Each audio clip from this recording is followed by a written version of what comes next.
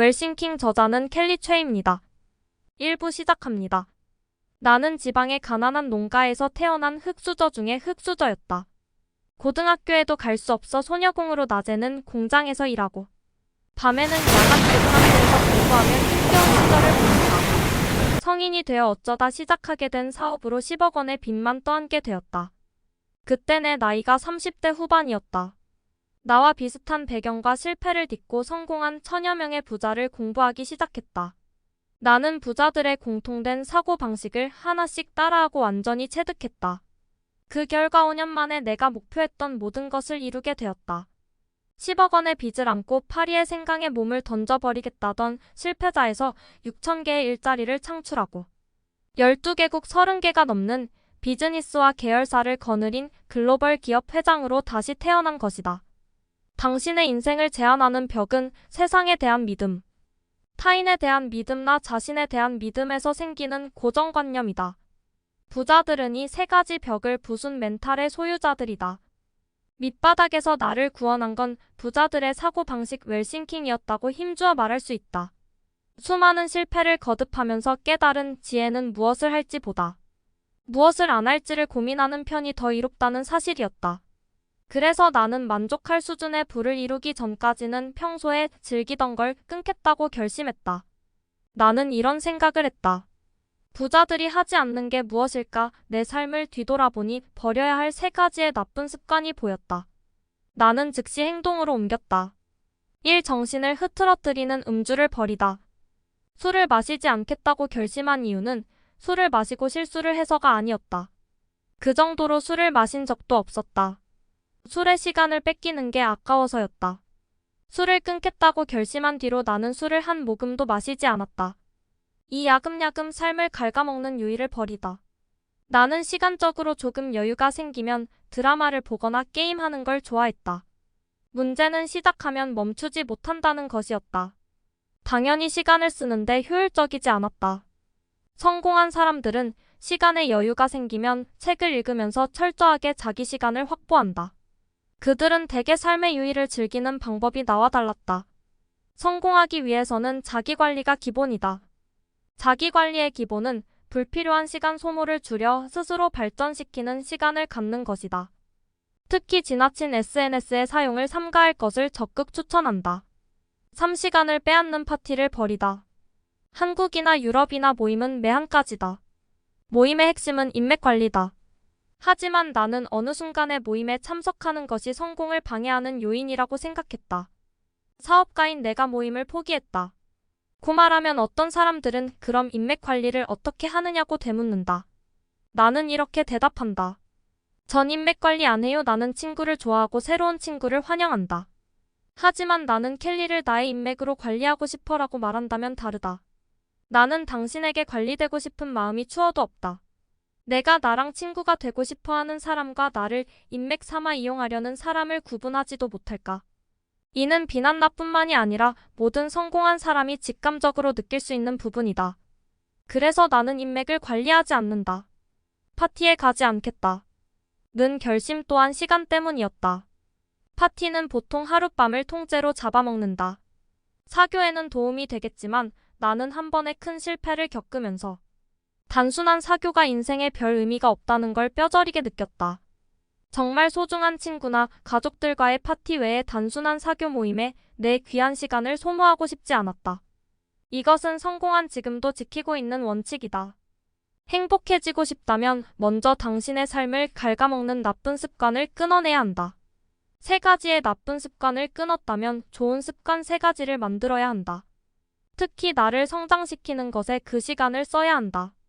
만약 당신이 부자가 되고 싶다면 진짜 부자를 멘토로 삼아야 한다. 그러나 많은 사람이 목표를 세우는 단계에서 치명적인 실수를 저지른다. 명망이 높다는 이유로 돈이 얼마 없는 사람에게 돈 버는 방법을 자문하거나 아직 돈 버는 방법을 습득하지 못한 가족이나 친구, 선배에게 인생을 상담한다. 심각하게는 내 돈을 앗아가려는 자들에게 투자한다. 꿈을 이루는 과정에서 길을 막는 방해꾼은 오히려 가장 가까운 곳에 있다. 바로 내 부모, 형제, 친구다. 사업을 해본 적이 없는 사람에게 사업에 관한 조언을 구하는 게 맞을까? 리더도 아닌 사람에게 리더가 되는 법을 배우는 게 맞을까? 당신이 선택한 분야의 최고가 되고 싶다면 그 분야 최고의 사람을 스승으로 삼아야 한다. 당신과 비슷한 환경에서 성공한 사람들의 책을 읽어라. 읽는 것에서 끝나면 안 되고 아예 그 방법을 먹어버리겠다. 는 마음가짐으로 공명을 유지하고 실천해야 한다. 당신이 뻔한 이야기라고 생각하는 이 방식으로 그들이 성공할 수 있었다는 사실을 잊지 마라. 성공한 사람들의 인생을 섣불리 판단하지 말고 그들의 입장에서 생각하고 내 삶에 적용하려는 자세가 중요하다. 스승의 행적을 팔로우하라. 그들의 공개 강연이나 기사, 각종 인터뷰와 SNS 콘텐츠 내용을 모아 스크랩북을 만들고 공부하라. 나는 내가 닮고 싶은 구루가 생기면 비용을 생각하지 않고 그 사람의 강연을 듣고 또 듣는다. 스승처럼 생각하는 연습을 하라. 나는 켈리 델리를 준비하며 현장과 이론을 빠삭하게 습득했지만 스승이 없었다면 성공은 불가능했을 것이다. 스승 중에는 실제로 만나 내게 기술을 전수한 분도 있었고 경영과 마인드셋에 대한 부분을 코칭한 분도 있었다. 핵심은 1000명의 사람을 스승으로 삼았다. 는데 있다. 나는 1000명의 스승을 아주 먹어버려서 내 것으로 만들려고 노력했다. 켈리 델리를 준비하는 2년 동안 나는 100권의 책을 반복해서 읽고 실천했다. 그 사람들의 삶을 통째로 먹기 위해서 먼저 그 사람의 생각을 이해하고 실행 방법을 그대로 따라했다. 잘 이해되지 않는 부분은 수백 번 다시 읽고 실패해도 계속 따라했다. 그러자 조금씩 길이 보이기 시작했다. 내 생각과 태도가 변하고 있다는 걸 느낄 수 있었다. 꿈을 이루기 위한 7가지 법칙을 한마디로 정리하자면 성공하는 사람들의 공통된 습관이다. 이 습관을 자신의 삶에 적용할 수 있다면 누구라도 성공에 가까이 다가갈 수 있을 것이다. 1. 목표를 분명히 한다. 운전할 때 내비게이션에 목적지를 입력하듯 한 문장으로 말할 수 있을 정도의 분명한 목표가 있어야 한다. 분명한 목표를 자꾸 되새기면 어느 순간 목표가 잠재의식 속에 내재된다. 이게 바로 신념이다. 이 데드라인을 정한다. 켈리 델리를 시작하며 나는 남들을 이롭게 하여 5년 안에 300억 원의 부자가 되겠다는 목표를 정했다. 5년이라는 데드라인을 정해놓았고 그때까지 목표를 이루기 위해 최선을 다했다. 그러자 데드라인을 훨씬 앞당겨 목표를 이룰 수 있었다. 3. 구체적으로 상상한다. 나는 5년 후 어떤 집에 살고 있을 것이고 어디에 있는 어떤 회사에서 어떤 일을 하고 있을지 자세하게 상상했다. 우리 회사 직원은 몇 명일지 어떤 사람들이 일하고 있을지도 상상했다. 이른바 시각화 훈련이다. 4. 액션 플랜을 세운다. 손쉽게 할 수 있는 아주 작은 일부터 찾으면 된다. 살을 빼고 싶다면 오늘 할 일 3가지를 정해서 실천하면 된다. 간혹 다이어트를 계획할 때 무슨 운동을 할까부터 고민하는 사람들이 있다. 우선 밖으로 나가 걸으면서 앞으로 어떤 운동을 할지 생각하라. 오내가 할 수 있는 가장 쉬운 일부터 바로 시작하면 된다. 그런데 사람들은 대개 그 일이 될지 안 될지를 계속 고민하면서 시간을 흘려보낸다. 작은 행동을 하다 보면 될지 안 될지 답이 나오기 마련이다. 그러므로 생각만 하지 말고 즉시 행동하라. 5. 나쁜 습관 3가지를 버린다. 나의 나쁜 습관은 술과 소모적인 유의 파티였다. 불필요하게 소비되는 시간이 너무 많았기 때문이다.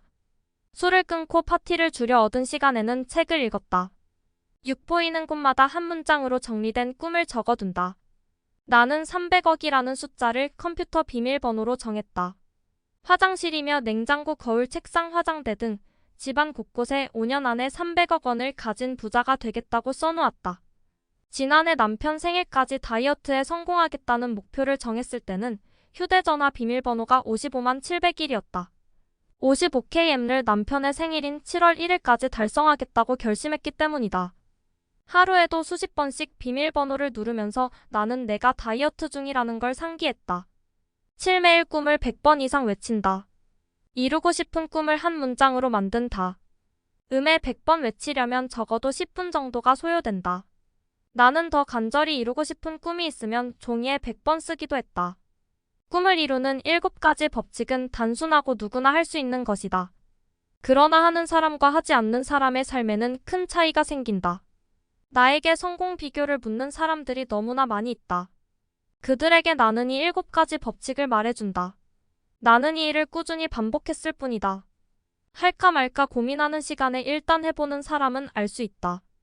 이 단순한 일이 하루하루 자신의 삶을 놀랍도록 변화시킨다는 것을 몇 년 전, 나는 선데이 타임스 브루스 밀러 기자에게 인터뷰 요청을 받았다.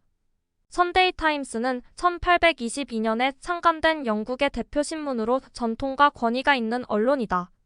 그에게 개인적인 재산 이야기는 강조하지 않는 조건으로 인터뷰를 허락했다. 내가 부에 대해 말하는 것을 신중하게 생각하는 이유는 마치 부와 돈을 같은 것으로 착각하는 사람들이 있기 때문이다. 돈은 부의 일부이지 전부가 아니다. 진정한 의미의 부란 나에게 들어오는 돈을 다른 곳으로 새지 못하게 막는 것이 아니라 나를 통해 다른 사람에게까지 전달하는 완전한 과정 선한 영향력을 확대하는 일이다.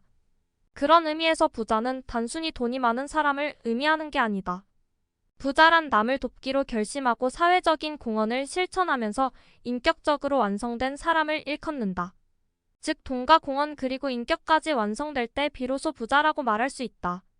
단순히 돈 많은 부자가 아니라 진정한 성공을 거둔 사람들은 기꺼이 자신의 성공, 노하우를 다른 사람에게 전하고 싶어 한다.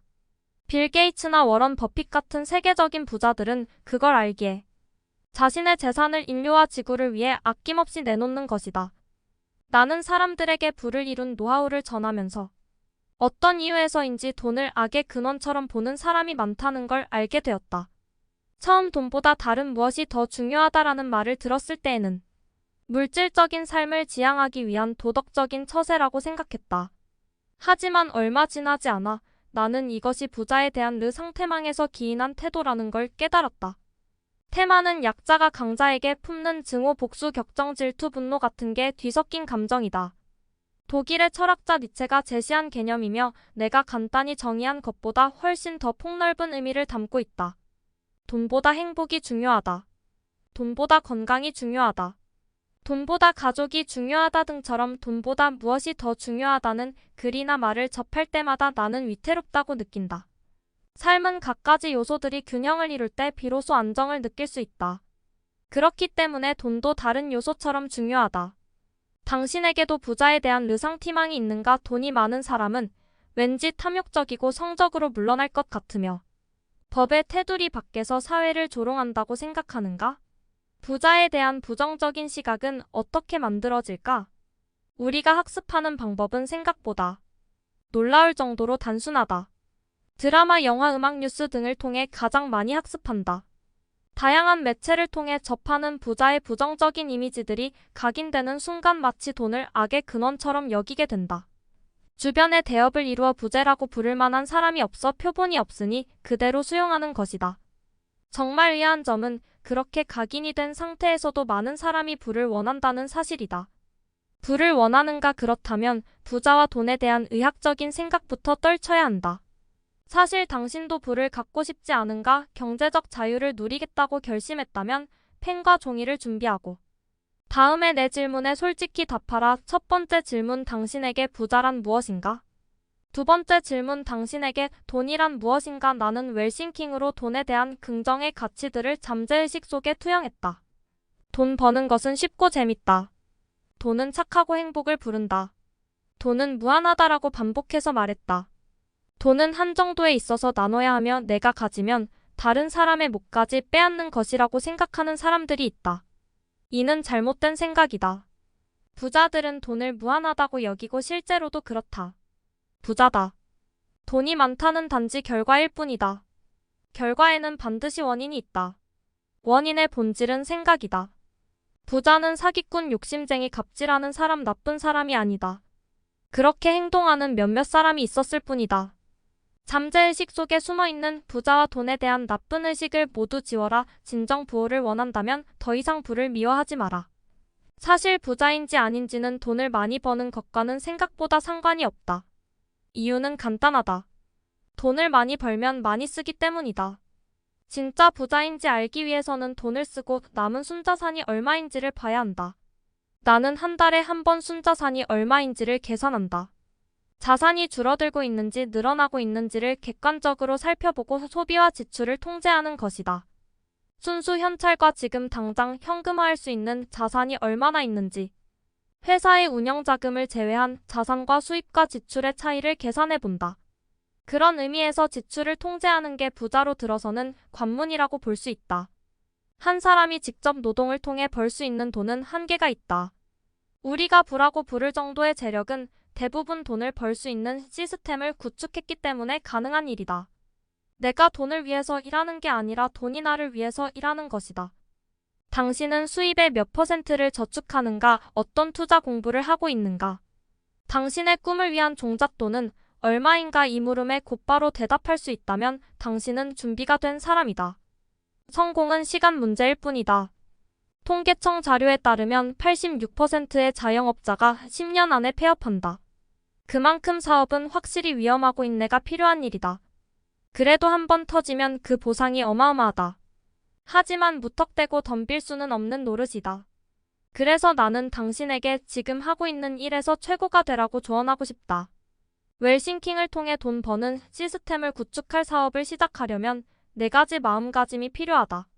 첫째, 당신을 부자로 만드는 것은 수입이 아니라 지출에 달렸다. 둘째, 무언가를 도전할 수 있는 목돈을 만드는데 집중하라. 셋째, 많은 돈을 벌 수 있는 방법 중 하나는 사업하거나 사업가에 투자하는 것이다. 넷째, 그러기 위해서는 먼저 현재 자신의 분야를 통달하라. 1억 천금의 요행을 꿈꾸는 사람에게는 돈이 따라붙질 않는다. 따라붙더라도 금세에 도망가기 마련이다. 돈도 놀 자리 설 자리를 알기에 자기가 온당히 쓰여야 할 자리를 찾아간다. 대부분의 사람은 부자를 꿈꾸지만 정작 부자처럼 생각하고 행동하지 않는다. 부자들은 돈에 대해 명확한 철학과 뚜렷한 목적을 갖고 있다. 돈을 단지 생존을 위한 도구로만 보지 않는다. 왜 부자가 되어야만 하는지 자신만의 이유를 갖고 있다. 독일의 자산관리 전문가이자 라이프 코치인 이번에 쟤는 돈의 감정이라는 책에서 돈의 태도에 대해 의미 있는 메시지를 남겼다. 그녀는 백만장자부터 아르바이트생에 이르기까지 수만 명의 재정 상태와 근본적인 삶의 문제를 해결해줬다. 돈이 넉넉해도 늘 불안한 사람, 열심히 일해도 돈이 모이지 않는 사람, 돈을 써도 유쾌하지 않은 사람, 부자들을 질투하는 사람 등 다양한 내담자들을 상담하며 그녀가 내린 결론은 바로 이것이었다. 돈을 대하는 태도가 인생을 결정한다. 그녀는 부는 돈을 가장 귀하게 여기는 사람에게 흐른다라고 강조하며 돈과의 관계를 잘 쌓아야 한다고 말한다. 돈을 하나의 인격체로 보고 연인을 대하듯 사랑해야 한다는 것이다. 예를 들어 수입의 10%를 투자하기로 했으면 반드시 그 약속을 지킴으로써 돈과 신의를 다 져야 한다. 또 특정한 소비 활동이 즐거움을 주지 않는다면 그 행동을 즉시 멈춤으로써 돈과 좋은 감정을 유지해야 한다. 결론적으로 말하면 우리가 돈을 선택하는 것이 아니라 돈이 부자가 될 사람을 선택한다. 내가 1000명 이상의 자수성가한 부자를 연구하고 만나면서 깨달은 것은 성장이 멈추면 행복하지 않다는 결론이었다. 돈도 있고 꾸준히 성장할 수 있을 때 행복할 수 있다는 점을 결코 잊지 마라. 탓하려거든 남 탓보다 내 탓을 하라. 그래야 실패에서 배우고 성장의 기회로 삼을 수 있다. 여기서 내 탓이란 질책이나 꾸지람을 의미하는 게 아니라 이미 일어난 실패와 실수를 겸허히 받아들이고 문제를 해결하기 위해 집중하는 걸 말한다. 한번 생각해보라. 어떤 문제가 발생했을 때 다시 무얼 할 수 있는가? 할 수 있는 게 아무것도 없다. 강한 멘탈을 위해서라면 탓하기를 멈추고 문제를 실질적으로 해결하기 위해 행동하라. 이런 태도는 기적을 만드는 기폭제가 된다.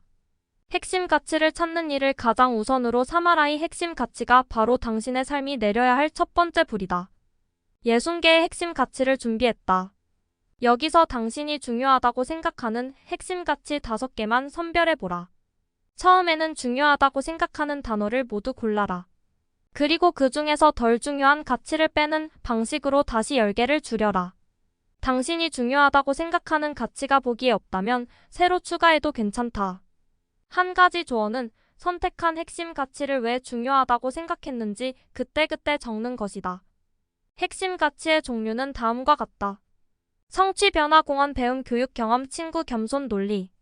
타인의 인정, 성공, 균형, 경쟁, 호기심, 모험, 헌신, 용기, 효율성, 공정, 관대, 너그러움, 유머, 충성, 결과지향, 뒷받침, 서포트, 아름다움, 자신감, 자존감, 진정성. 공동체, 창의성, 공감, 믿음, 성장, 이상적인 개방, 수용, 만족감, 체계, 도전, 일관성. 다양성, 평등, 명성, 조화, 화합, 자립, 열정, 안전함, 팀워크, 협동, 윤리, 가족, 건강, 개성, 과정, 지향, 봉사. 투명성, 탁월함, 자유, 정직, 솔직함, 리더십, 현실적인 안정감부. 당신에게 중요한 핵심 가치 10개를 골랐는가? 그렇다면 이제 5개로 선별하라. 그리고 앞으로 어떤 결정을 내리든지 핵심 가치를 적용해 결정하라. 많은 사람이 다이어트의 부자가 되는 일에 사업에 도전하고 싶다고 말한다.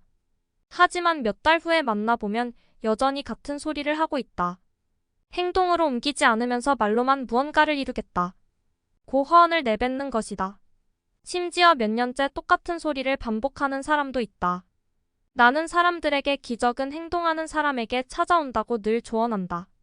결단했다면 반드시 행동으로 실천하라. 카메론 속담에 이런 말이 있다. 자신에게 질문하라. 질문하는 자는 답을 피할 수 없다. 자신의 분야에서 놀라운 성과를 이룬 사람들은 질문을 멈추지 않았다. 질문은 시간과 애정을 쏟는 만큼 깊고 많아진다. 질문의 진정한 묘미는 자기 자신에게도 던질 수 있다. 는 점에 있다. 부를 이루기 위한 마지막 뿌리인 질문은 삶을 송두리째 바꿔놓을 정도로 강력하다.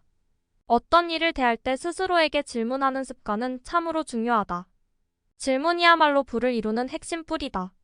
세계적인 극작가 조지 버나드 쇼는 이렇게 말했다. 사람들은 눈에 보이는 대로 보며 왜라고 묻는다. 그러나 나는 없는 것들을 꿈꾸며 왜 안 되라고 묻는다. 당신의 꿈은 무엇인가? 진짜 당신이 하고 싶은 것이 무엇이냐고 물어보면 열의 9은 이렇게 대답한다. 지금 하는 일을 그만두고 제가 원하는 새로운 일을 찾고 싶어요. 반은 맞고 반은 틀린 말이다. 일단 지금 하고 있는 일에서 최고가 되는 게 중요하다. 꿈은 다른 곳에 있다. 하더라도 지금 하고 있는 일을 꿈을 향해 도약할 기반으로 삼아야 한다. 단 한 번도 한 가지 일에 온전히 미쳐본 적도 없고 뼈가 으스러지도록 정성을 다한 적도 없는데 어떻게 부자가 되겠는가? 웰싱킹의 정수는 시각화다. 여기까지 웰싱킹 1부 소개였습니다.